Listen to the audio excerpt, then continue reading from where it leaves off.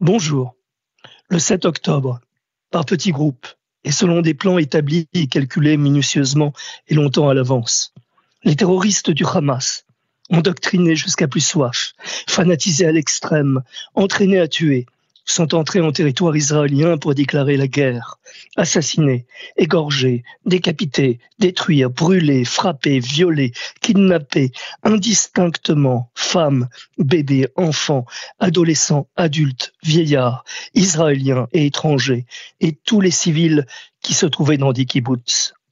Les raveurs faisaient la fête jusqu'au petit matin et dansaient joyeusement, s'embrassaient, se souriaient, vivaient au rythme de la seule musique et de l'éternelle jeunesse. Ils ont été massacrés dans un déchaînement d'une violence inouïe.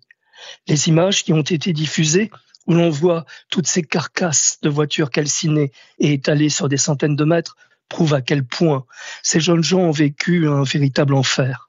Fuyant désespérément, sans jamais pouvoir se défendre, des femmes ont également été violées.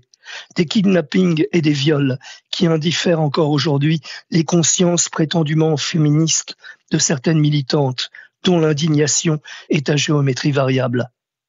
Parallèlement, des milliers de missiles ont été tirés sur tout le sud et le centre d'Israël dans un incroyable déluge de feu.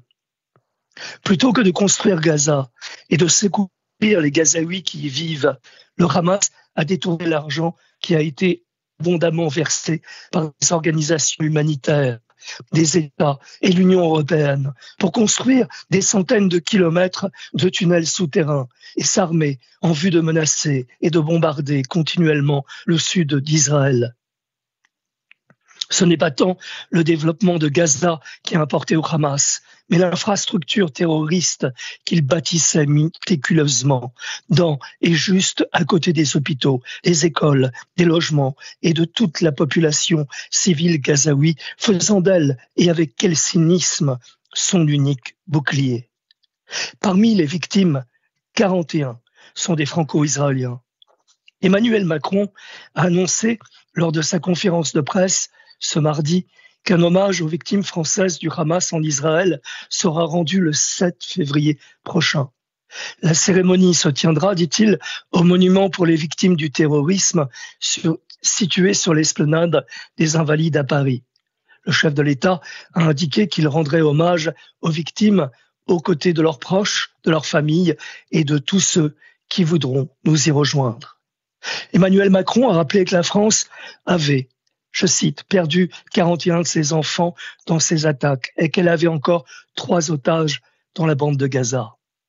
Je me réjouis qu'une telle cérémonie ait lieu, mais, j'aurais aimé qu'il ne faille pas attendre 4 longs mois avant qu'elle n'ait lieu.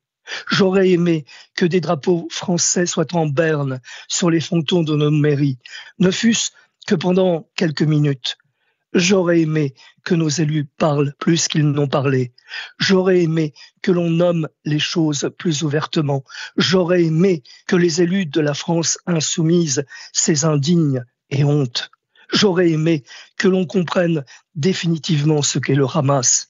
J'aurais aimé que l'on se souvienne que Céline, Ronnie, Avidan et les autres fussent français et que c'est aussi la France qui a été atteinte, qui a été visée ce 7 octobre et les jours suivants en enlevant 41 de nos enfants.